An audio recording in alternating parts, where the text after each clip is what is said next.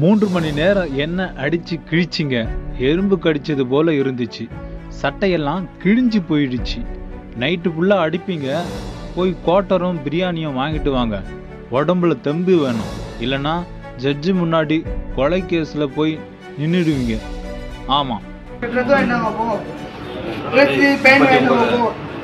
எப்படி அடிச்சு கிழி நைட்டு ஃபுல்லா கிழிக்க போயிங்க. சோறு வாங்கிட்டாங்க, பிரியாணி வாங்கிட்டாங்க. விருதாசலம் அருகே வயதான மூதாட்டியை பாலியல் பலாத்காரம் செய்ய முயன்ற இளைஞர் காவல்துறையிடம் வாக்குவாதம் செய்யும் வீடியோ வெளியாகி பரபரப்பு ஏற்படுத்தியுள்ளது.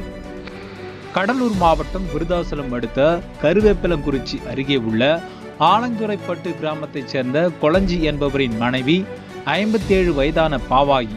இவர் கடந்த ஒரு வாரத்திற்கு முன்பு தனது கிராமத்தின் அருகே உள்ள கருவேலங்காட்டு பகுதியில் தனது ஆடுகளை மேய்க்க சென்றுள்ளார். அப்பகுதியில் ஆடுகள் மேய்த்து கொண்டிருந்த போது அங்கு மதுபோதையில் வந்த இளைஞர் ஒருவர் பாவாயியை வாயை பொத்தி கட்டிப்பிடித்து தவறாக நடக்க முயன்று இந்த வேல்முருகன் மகன் 21 வயதான ஐயப்பன் என்பதும் மதுபோதையில் இருந்ததும் தெரிய வந்தது.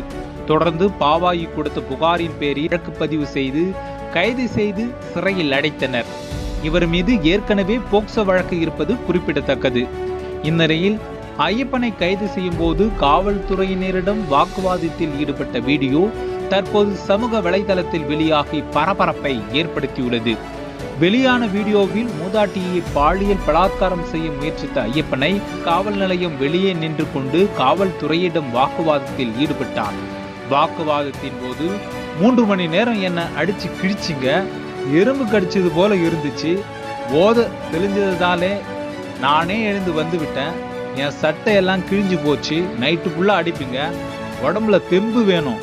குவார்ட்டரும் பிரியாணியும் வாங்கிட்டு வாங்க என்ற காவல்துறையிடம் மதுபோதையில் தகாத வார்த்தைகளில் பேசும் வீடியோ சமூக வலைதளத்தில் வெளியாகி பரபரப்பை ஏற்படுத்தியுள்ளது. கஞ்சா மதுபோதை பழக்க வழக்கங்களால் நாளுக்கு நாள் இளைஞர்கள் சீரழிந்து வரும் நிலையில் காவல்துறையே மிரட்டும் அளவிற்கு போதைக்கு அடிமையாக்கிய இளைஞர்களின் எதிர்காலம் போய்விட்டதாகவும் பெண் பிள்ளைகளை எப்படி பாதுகாப்பது என பொதுமக்கள் குற்றம் சாட்டுகின்றனர். எப்போது மாறும் இந்த நிலை?